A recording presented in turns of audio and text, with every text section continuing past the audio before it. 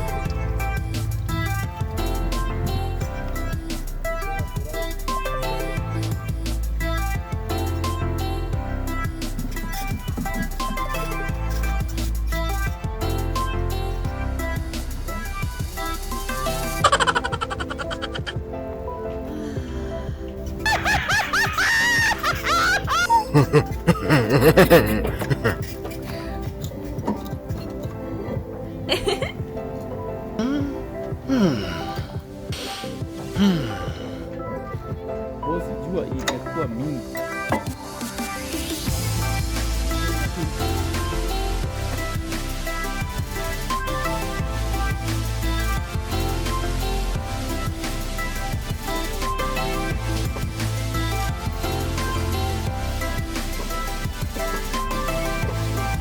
Uko sawa?